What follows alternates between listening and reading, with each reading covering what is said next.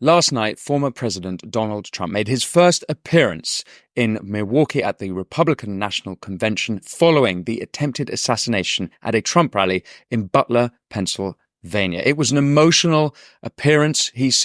I've not seen this side of Trump before. He seemed emotional. He seemed very moved by the audience reception calling his name. He also used the opportunity to announce his vice president would be J.D. Vance. Since the assassination attempt in Butler, Pennsylvania, there has been a change in media narrative from immediately after to the next day after, and now a couple of days out. And it seems in the process, there's some major details that have been overlooked. We're going to have a close examination of those in this video. Now, what happened in Butler was a tragic event. Not only was it incredibly traumatizing, no doubt, for Trump, his family, his supporters, and all Americans who care about peace, but also we should pay tribute to the man, Corey Comparator, who lost his life shielding his family on that day. Now, if you're like me, what you saw on the weekend will have upset you and angered you. In fact, as you know, if you've been following this show, we cover political violence in quite some depth. And I think it is important that we continue to do so that we highlight what exactly is going on in the hope that things might be different in the future. With regards to how the media covered it, this was a simple story. It was simple from the beginning. There was an assassination attempt on the former president's life. We saw the video. We saw how the bullet cut his ear. We saw that it was only a few millimeters away from killing President Donald Trump. What happened was clear and simple. If you're watching like me, you would have seen quite clearly this was an assassination attempt. It should not be controversial whether you are on the right or on the left about what exactly happened. And yet there was unbelievable difference in reporting on what happened across the political spectrum when it came to the media. Despite that, let's look at the initial headlines that were all over the internet. The Washington Post: Trump rushed off stage after loud noises heard at PA rally. USA Today: Trump removed from stage by Secret Service after loud noises startled former president crowd. The BBC: Trump rushed off stage at Pennsylvania rally. ABC News: Trump says he was shot at rally in possible assassination attempt. Spectator killed and shooter. This ABC headline is absolutely ridiculous. Trump, quote, says he was shot at, quote, possible assassination attempt. Why include says? Why include possible? There is no doubt about what happened. In the same sentence, they say the spectator was killed. So if Trump says it, are you suggesting that it might not be true, even though you're also saying in the same sentence that someone was killed? CNN: Trump's speech interrupted by Secret Service. CNN again: Secret Service rushes Trump off stage after he falls at rally. But if we're going to give media the benefit of the doubt, we should steel man the argument that they shouldn't be reporting on things without conclusive evidence, without being 100% sure about what happened. So let's have a closer look at the timings and when the media reported things. So we're all clear. Here are the exact timings of how events unfolded in Butler, Pennsylvania. At 6:03 p.m., Trump took the stage. At 6:11 and 33 seconds, the first shots were fired. 5 minutes later, ABC News reported at 6:16 p.m., Donald Trump escorted off stage by Secret Service during rally after loud noises ring out in crowd. Now, I would say within 5 minutes of the incident, this headline is understandable. But at time of recording this video, they still have not changed that headline. And changing headlines is exactly what the mainstream media have been doing throughout this story. The Washington Post published an article with the headline, Trump rushed off stage after loud noises at rally. At 7:22, well over an hour after the shooting, they changed the content of the article, but not the headline itself. They did eventually change the headline, but they changed it to, Trump says he was shot in ear during Pennsylvania rally shooting. Says... At 6:31 Eastern Time, the USA Today published the headline, Trump removed from stage by Secret Service after loud noises startles former president crowd. Now, this article was updated at 6:53, long after we had established it was an assassination attempt. However, they kept the headline the same. Jake Tapper, who you will remember as the moderator on the CNN debate between Biden and Trump, tweeted this at 10:33 p.m. Trump injured in incident in Pennsylvania. Tapper tweeted this even though at this point it was abundantly clear there was an assassination attempt. Tapper must have realized this as he swiftly deleted the tweet and posted this instead. Now, fair enough, he deleted that post and 5 minutes later posted something more accurate. But the question is, why didn't he post that in the first place? It's not like there was a long time lag between tweets. This perhaps tells us something about the instincts of the mainstream media. It seems to me that their instincts were to downplay what had happened. If it had been Biden who had had an assassination attempt, do you think they would have been so hesitant? No.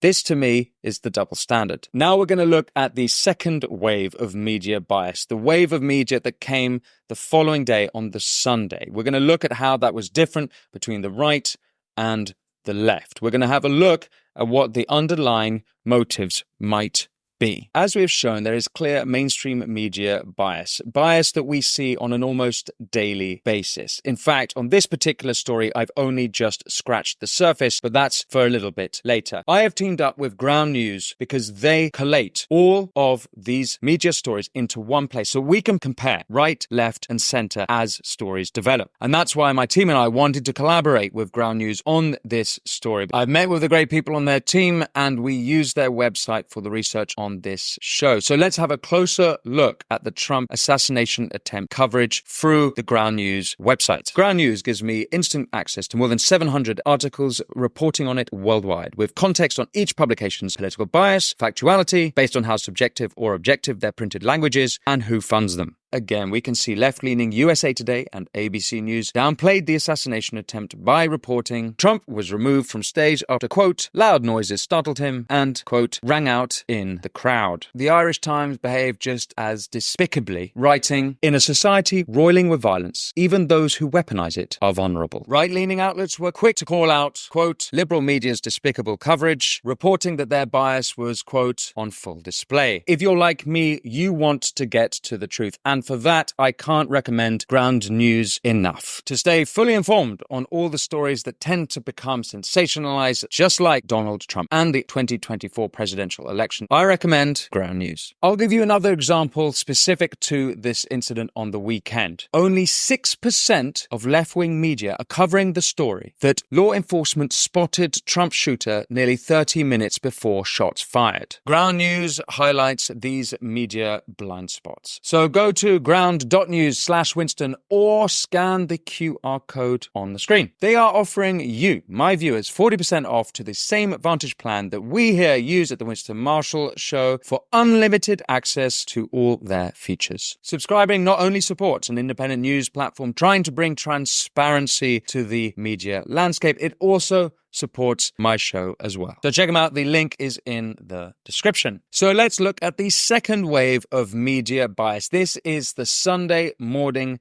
headlines. The New York Post front page said Trump shot. See, it wasn't that hard after all. Isn't that the story? The New York Times front page wrote, Trump hurt, but safe after shooting. Nothing to see here. Trump's perfectly fine. Don't mention the assassination attempt. Let's move along. Next story, please. And whilst you're at it, let's crop out the American flag. We'd hate for him to look like a hero. This one isn't mainstream media. It's local news, but they managed to stoop lower even than Sky News, which really was beyond my own imagination. The Sunday Denver Post wrote, gunman dies in attack. So just to be clear, in an assassination attempt on the former president at a rally, and he's also a president nominee for this upcoming presidential election, when another attendee of the rally was killed protecting his family, the Sunday Denver Post ran the headline, gunman dies in attack. That's the story for them. Think about that. The New York Times published this. He failed the test of leadership and betrayed America. How far removed do you have to be from reality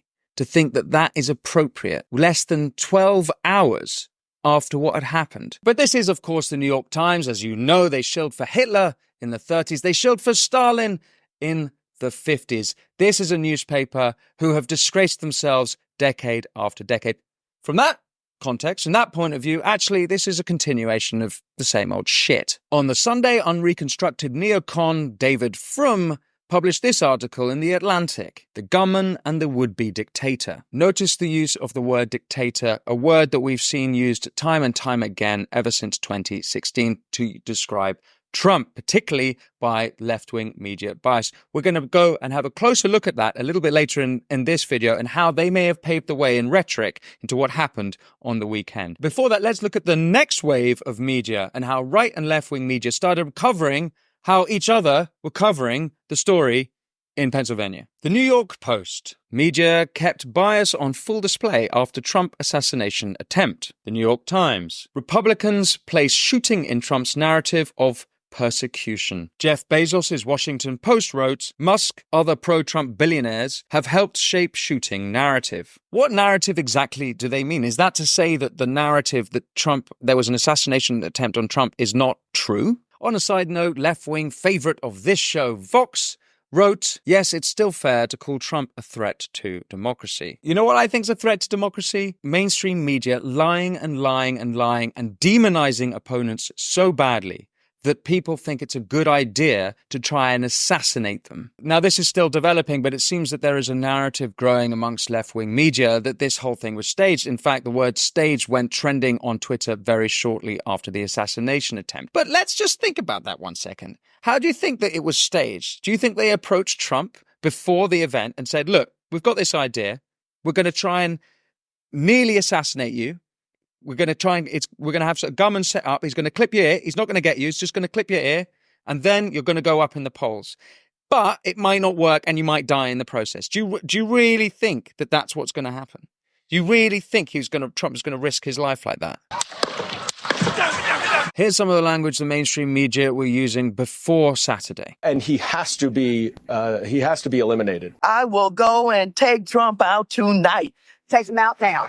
When was the last time an actor assassinated a president? They're still going to have to go out and put a bullet in Donald Trump. I have thought an awful lot about blowing up the White House. If you had to be stuck in an elevator with either President Trump, Mike Pence, or Jeff Sessions, who would it be? Does one of us have to come out alive? The geniuses at The View have figured out exactly who to blame. It was, a 20-year-old lone wolf, white, whack job with easy access to a gun. And we have to have a conversation about that. Because it wasn't a drag queen. It wasn't an immigrant. It wasn't a pissed off liberal woman.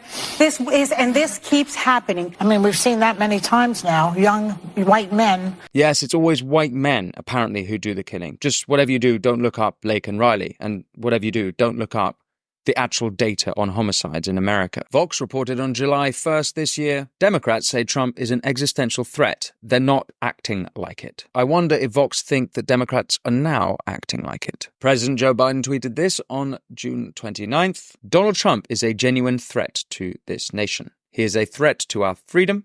He is a threat to our democracy. He's literally a threat to everything America stands for. Biden also said this. Donald Trump and the MAGA Republicans represent an extremism that threatens the very foundations of our republic. But for the last 8 years, we've been pummeled with the idea that Trump is literally Hitler. This has come from politicians, but it's also come from the mainstream media. The New Republic had this as their front cover of Trump as Hitler. Jeff Bezos' Washington Post published this headline. Yes, it's okay to compare Trump to Hitler. Don't let me stop you. Here's Hillary Clinton on The View. What, in your view, would happen if he were to be reelected? Oh, I can't even think that, because I think it would be the end of our country as we know it. And then they would try to do away with elections and do away with opposition and do away with a free press. And you could see it in countries where, well, Hitler was duly elected. That's right. Right? MSNBC pundit Joy Reid had this to say. That's all I want to know. Who I got to vote for to keep Hitler out the White House. Comedian Dave Smith put all of this better than I could have myself when he tweeted, how the fuck can you say he's literally Hitler and democracy is on the line, but we wish him a speedy recovery and political violence is never acceptable? I've always found the literally Hitler narrative utterly despicable, and I'll tell you why. Firstly, one half of my family fought against Hitler. They put their lives on the line to do so. And on the other side, my Jewish side, 13 members were killed in the Holocaust. The idea that Trump is Hitler undermines how evil Hitler really was, how evil what happened in Europe in the Second World War really was. And if Trump really is literally Hitler, then how can you be surprised when people try to kill Trump? If you think Trump is literally Hitler, you are utterly misinformed. You are utterly historically illiterate. Do some homework. Do some research. The term far right has been so used and abused to describe things that aren't far right, that when the actual far right turn up, people will stop believing you. Be accurate with the words you use. There are real repercussions. So where does this leave us now? What does this all mean for the future of media? Well, Fortune wrote this headline: "Trust in media is so low that half of Americans now believe that news organizations deliberately mislead them." Well, like you, I'm exhausted and exacerbated by the mainstream media and their bias. That is why I have set up the Winston Marshall Show, and I think that's why you are subscribed to the show. In under 6 months, we have over 200,000 subscribers. I'm extremely grateful for all the support, and I hope to continue covering stories and issues just like this, which I think are not being properly covered in the mainstream media. How is this all going for the mainstream media? Well, Trump is now polling at 72% chance of being the next president. If they're trying to undermine President Trump, the inverse has happened. They have lifted him up. This whole assassination attempt has helped him, much to their despair. The mainstream media are telling us that division has never been higher, but the polling suggests that we are all exhausted by it. All eyes will be on Trump, who on Thursday is due to give his first post-assassination attempt speech. Rumors are that he is going to use the opportunity to bring the country together. I am exhausted by it, and I don't even live in America. I really hope America can find its unity once again, because diversity is not our greatest strength. It is unity which is our greatest strength. And America, I hope you find that unity just like President Joe Biden almost did just the other day. So tonight, I'm asking every American to recommit to make America what to think about. Thank you for watching the Winston Marshall Show with me, Winston Marshall. If you want to support me and the show, all you have to do is press subscribe. 200,000 people have now done so in under 6 months. I'm completely overwhelmed by your support. If you do that, I can bring on more great guests. We recently had Mike Benz, formerly of the State Department, and I can cover more important issues, the ones that you want to hear about. Let me know in the comments what topics you want to discuss. Let me know in the comments where you think I've got it wrong, where you think my thinking can be improved. I appreciate all constructive criticism very much indeed. For now, that's me. Be well.